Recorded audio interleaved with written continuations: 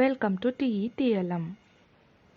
Hello viewers, இன்றைக்கி நம்ம பார்க்க போகிறது ஜார்ஜ் ஆர்வெல் எழுதின A Nice Cup of Tea எஸ்ஸேயோட சம்மரி. எஸ்ஸேயோட சம்மரிக்குள்ளே போகிறதுக்கு முன்னாடி உங்களுக்கான ஒரு கொஸ்டின். இந்தியாவில் லார்ஜஸ்ட் டீ ப்ரொடியூசிங் ஸ்டேட் எதுன்னு யோசித்து கமெண்ட் பண்ணுங்கள். முதல்ல ஆத்தர் இன்ட்ரொடக்ஷன் பார்க்கலாம். George Orwell. எரிக் ஆத்தர் பிளேயரோட பென் நேம் தான் ஜார்ஜ் ஆர்வெல். இவர் 1903 ஜூன் 25 அன்னைக்கு பிறந்து 1950 ஜான்வரி 21 அன்னைக்கு இறந்திருக்காரு. இவர் ஒரு இங்கிலீஷ் ரைட்டர், ஒரு நாவலிஸ்ட், எஸ்ஸேயிஸ்ட், ஜேர்னலிஸ்ட், அப்புறம் ஒரு கிரிட்டிக். இவரோட ஒர்க்ஸ்லாம் சோஷியல் இன்ஈக்விட்டி பற்றின அவேர்னஸ் க்ரியேட் பண்ணுறதா இருக்கும், டோட்டலிட்டேரியனிசத்தை அப்போஸ் பண்ணுற மாதிரி இருக்கும், டெமோக்ராட்டிக் சோஷியலிசத்தை சப்போர்ட் பண்ணுற மாதிரி இருக்கும். அப்புறம் இவரோட ப்ரோஸ்லாம் பார்த்தோம்னா ரொம்ப கிளியர் அண்ட் ஈஸியாக இருக்கும். இவர் நிறைய ஒர்க்ஸ் எழுதியிருக்காரு. அதில் பாப்புலரானது பார்த்தோன்னா அனிமல் ஃபார்ம், அடுத்தது 1984.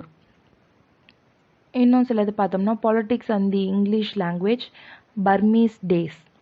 2008 தி டைம்ஸ் மேகசின் நடத்தின ஒரு கணக்கெடுப்பில் தி 50 கிரேட்டஸ்ட் பிரிட்டிஷ் ரைட்டர்ஸ் சின்ஸ் 1945 அப்படின்னு ஒரு லிஸ்ட் கிரியேட் பண்ணாங்க. அதில் ஜார்ஜ் ஆர்வெலும் இடம் பிடிச்சிருக்காரு. ஃபஸ்ட்டு என்ன சொல்கிறாருன்னா, ஒரு டீ போடுறது எப்படின்னு சொல்லிட்டு ஒரு குக்கரி புக்கில் பார்த்தோம்னா இருக்காது. ஏன்னா குக்கரி புக்கில் டீ போடுறது எப்படின்னு மென்ஷன் பண்ணியிருக்க மாட்டாங்க. சப்போஸ் அப்படி மென்ஷன் பண்ணியிருந்தாலும் அதை கிளாரிட்டியாக ஸ்டெப் பை ஸ்டெப்பாக சொல்ல மாட்டாங்க. சிம்பிளாக ஒரு 2-3 லைன்லேயே சொல்லி முடிச்சிருவாங்க. ஆனால் டீங்கிறது இந்த நாட்டோட சிவிலைசேஷனுக்கு மட்டும் இல்லை, அதாவது இந்த நாட்டோட நாகரிகத்தில் மட்டும் முக்கிய பங்காற்றல. ஆஸ்திரேலியா, நியூசிலாந்து இந்த நாடுகள்லேயும் டீ ரொம்ப முக்கிய பங்காற்றுது. அப்படிப்பட்ட டீயை எப்படி போடுறதுன்னு ஸ்டெப் பை ஸ்டெப்பாக கண்டிப்பாக தெரிஞ்சுக்கணும். அந்த பர்ஃபெக்ட் கப் ஆஃப் டீ எப்படி போடுறதுங்கிறது நான் சொல்லித்தரேன் அப்படின்னு சொல்லிட்டு ஒரு 11 பாயிண்ட்ஸ் அவர் சொல்கிறாரு. அதில் ஃபஸ்ட்டு பாயிண்ட் என்னென்னா, டீ அப்படின்னு சொன்னோன்னாலே அது ஒன்று இந்தியன் டீயாக இருக்கணும், இல்லாட்டி சிலோனிஸ் டீயாக இருக்கணும். சைனா டீயை பற்றிலாம் பேசவே தேவையில்லை. ஏன்னா அது ரொம்ப எக்கனாமிக்கல். அப்புறம் அதை பால் இல்லாமே ஒருத்தர் குடிக்கலாம். ஆனால் அதை குடிக்கிறதுனால ஒரு சந்தோஷமும் இருக்காது அப்படின்றாரு. ஏன்னா அதை குடித்ததுக்கப்புறம் ரொம்ப அறிவாளியாகவும் இருக்க முடியாது, ரொம்ப தெம்பும் வராது, ரொம்ப பாசிட்டிவாகவும் இருக்க முடியாது, எதுவுமே இல்லாதது அந்த மாதிரி ஒரு டீயை குடிக்கிறது வேஸ்ட் அப்படின்றாரு. அது மட்டும் இல்லாமல் ஒரு நைஸ் கப் ஆஃப் டீ அப்படின்ட்டு ஒருத்தர் யூஸ் பண்ணுறாருனாலே அது கண்டிப்பாக இந்தியன் டீயாக மட்டும்தான் இருக்கும் அப்படின்னு சொல்கிறாரு. செகண்ட் பாயிண்ட் என்ன சொல்கிறாருன்னா, டீ போடுறதுனா கம்மியாக சின்ன அமௌண்ட்டில் தான் போடணும். அதை பாட்டுக்கு பெரிய ஒரு குண்டான்லலாம் போடக்கூடாது. சின்னதாக ஒரு டீ பாட் வச்சு தான் போடணும். அந்த டீ பாட்னாலும் பெரிய பாத்திரமெல்லாம் வைக்கக்கூடாது. அது சைனா வேரில் இருக்கலாம், அதாவது சைனாவில் செஞ்ச டீ பாட்டாக இருக்கலாம், இல்லாட்டி ஒரு ஏர்த்தன் வேர்னு சொல்கிறாரு. ஏர்த்தன் வேர்னா ஒரு குடுவை மாதிரி மண்ணில் செஞ்ச ஒரு பாத்திரம் அப்படி இருக்கணுன்றாரு. இந்த சில்வர், பிரிட்டானியா இந்த மாதிரி டீ பாட்லாம் ரொம்ப மோசமான டீயை தான் தரும். அதில் எனாமல் பாட்ஸும் ரொம்ப மோசம் அப்படின்னு சொல்கிறாரு. ஒருவேளை சைனா இல்லை சைனா வேர் இல்லை ஏர்தன் வேர் கிடைக்கலன்னா அப்போ பெவட்டர் டீ பாட் அப்படின்னு ஒன்று சொல்கிறாரு. அது அவ்வளோ மோசமாக இருக்காது, கொஞ்சம் பரவாயில்ல அப்படின்றாரு. இந்த மாதிரி பாத்திரத்தை தான் யூஸ் பண்ண சொல்கிறாரு. மூணாவது பாயிண்ட் என்ன சொல்கிறாருன்னா, டீ பாட்டை முதல்ல சூடு பண்ணிடணும். அதில் தண்ணியை ஊற்றி கொதிக்க வைக்காமல் முதல்ல வெறும் பாத்திரத்தை மட்டும் சூடு பண்ணணும் அப்படின்றாரு.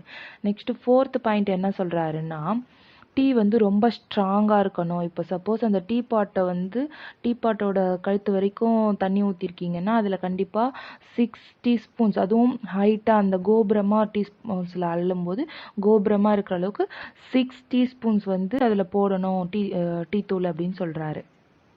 ஏன்னா ஒரு nice strong cup of tea 20 வீக்கான டீங்களை விட சிறந்தது அப்படின்றாரு. 20 வீக்கான டீ குடிக்கிறதுக்கு பதிலாக ஒரே ஒரு ஸ்ட்ராங்கான டீ குடித்தாலே அந்த தெம்பு வந்துடும் சொல்கிறாரு. அது மட்டும் இல்லாமல் அவர் என்ன சொல்கிறாருன்னா, ஒரு உண்மையான டீ லவ்வர் என்ன பண்ணுவாங்கன்னா, அது கண்டிப்பாக ஸ்ட்ராங்காக இருக்கணும்னு நினைப்பாங்க. அது மட்டும் இல்லாமல் முதல்ல குடித்ததை விட அடுத்தடுத்து வர டீங்க இன்னும் ஸ்ட்ராங்காக இருக்கணும்னு தான் நினைப்பாங்களாம். இதில் 5th பாயிண்ட் அப்படின்னு என்ன சொல்கிறாருன்னா, டீயை ஸ்ட்ரெயிட்டாக டீ பாட்டில் தான் ஊற்றணுமா. அதாவது டீயை வடிகட்டுறதோ, இந்த முஸ்லிம் பேக்ஸ் அந்த டீ கடையிலலாம் வச்சுருப்பாங்கல்ல வடிகட்டுறது, பெருசாக தொங்கிட்டு இருக்குமே, அந்த மாதிரி இதுவெல்லாம் வச்சு அதை தடை போடக்கூடாது. ஏன்னா ஒருத்தர் சாதாரணமாக டீ இலைங்களை வந்து சாப்பிடலாம், கொஞ்சம் தேவையான அளவுக்கு சாப்பிடலாம், அதிகமாக சாப்பிட்டா தான் அது வந்து ஆபத்தாக இருக்கும் அப்படின்னு சொல்கிறாரு. 6th பாயிண்டில் என்ன சொல்கிறாருன்னா, டீ பாட்டை வந்து ஸ்ட்ரெயிட்டாக கெட்டிலுக்கு தான் கொண்டு போகணும், வேறு எந்த வழியும் வேறு எதுவும் செய்யக்கூடாது அப்படின்றாரு. அதாவது என்ன சொல்கிறாருன்னா, இவருக்கு இந்த டீ பாட்டை வந்து கெட்டிலுக்கு கொண்டு போகும்போது ஆல்ரெடி தண்ணி வந்து கொதிச்சிட்டு இருக்கணும், இங்கே பாட் ஆல்ரெடி சூடாக இருக்கணும், அதுக்கப்புறமா கெட்டிலுக்கு கொண்டு போகும்போது அந்த தண்ணியும் சூடாக இருக்கணும், பாயிலிங் ஆகிட்டு இருக்கணும், அந்த கொதிச்சிட்டு இருக்கணும், அந்த மாதிரி டைமில் தான் வந்து டீ போடணும் அப்படின்னு சொல்கிறாரு.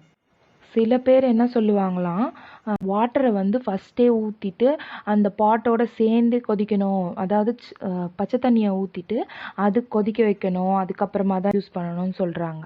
ஆனால் இவர் என்ன சொல்கிறாருன்னா, டீ ஆல்ரெடி அந்த வாட்டரும் கொதிச்சுட்டு இருக்கணும், இந்த சைடு பாட்டும் சூடாக இருக்கணும் அப்படின்னு சொல்கிறாரு. 7th பாயிண்டில் என்ன சொல்கிறாருன்னா, இந்த டீ போட்டதுக்கப்புறம் கலக்கணும், அதை நல்லா ஸ்டிர் பண்ணணும்னு சொல்கிறாரு. அதாவது என்ன பண்ணணும், ஒன்று ஸ்டிர் பண்ணணும், இல்லாட்டி அந்த பாட்டையே அப்படியே ஷேக் பண்ணணும், அப்போ தான் அந்த அதுக்கப்புறமா வந்து அந்த இலைங்கள்லாம் வந்து அடியில் தேங்கணும் அப்படின்னு சொல்கிறாரு.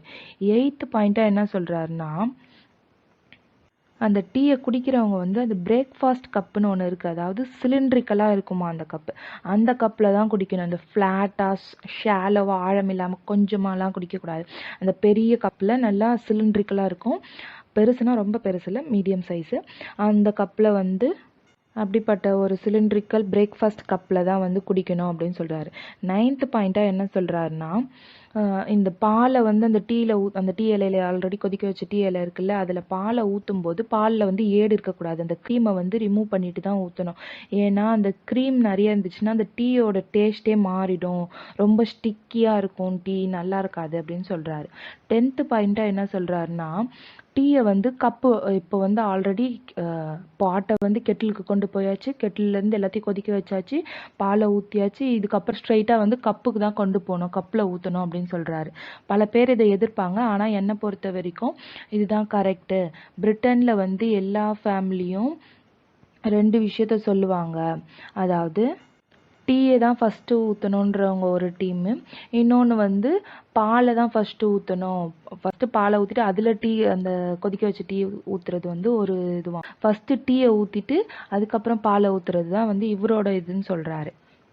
ஏன்னா ஃபஸ்ட்டு டீயை ஊற்றிட்டு அதுக்கப்புறம் பாலை ஊற்ற ஊற்ற அதை கலக்கிட்டே இருந்தோம்னா கரெக்டாக இருக்கும், டூ மச் மில்க் ஆகாது, அதான் மில்க் அதிகமாகாது, கரெக்டாக இருக்கும் அப்படின்னு சொல்கிறாரு. லாஸ்ட் 11th பாயிண்ட்டாக என்ன சொல்கிறாருன்னா, ஒருத்தர் டீயை குடிக்கும்போது என்ன ஸ்டைலில் குடிக்கணும்னு சொல்கிறாரு, அது வந்து ரஷ்யன் ஸ்டைலில் தான் குடிக்கணுமா, அதாவது சுகர் போடாமல் குடிக்கணும் அப்படின்னு சொல்கிறாரு.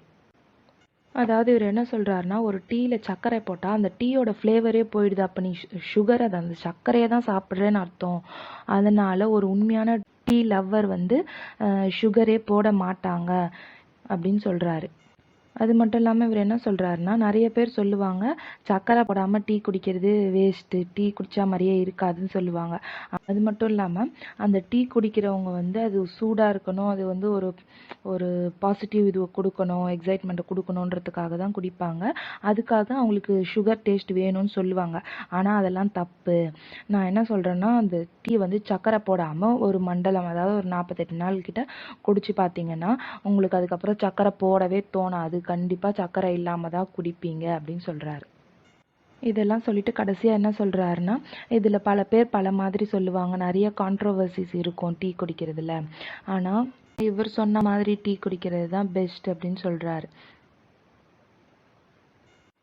A nice cup of tea எஸ்ஸேல ஜார்ஜ் ஆர்வெல் சொல்லியிருக்க 11 பாயிண்ட்ஸ் ஆஃப் ப்ரிப்பேரிங் டீ என்னென்னு உங்களுக்கு புரிஞ்சிருக்கோன்னு நான் நம்புகிறேன். ஸ்டார்டிங்கில் நான் கேட்ட question, largest tea producing state in India எதுன்னு கேட்டேன், அதை கமெண்ட் பண்ணுங்கள். அது கூடயே இன்னொரு கேள்வி கேட்குறேன். இப்போது டீ கல்டிவேட் பண்ணுறதுக்கு சூட்டபிளான சாயில் எது, அதையும் யோசித்து கண்டுபிடிச்சி எழுதுங்க கமெண்ட்டில். தேங்க்யூ ஃபார் வாட்சிங் திஸ் வீடியோ. இந்த வீடியோ பிடிச்சிருந்துச்சுன்னா லைக் பண்ணுங்கள், மற்றவங்களுக்கும் ஷேர் பண்ணுங்கள், கமெண்ட் பண்ண மறக்காதீங்க. இது போன்ற மேலும் பல வீடியோக்களுக்கு நம்ம சேனலை சப்ஸ்கிரைப் பண்ணுங்கள்.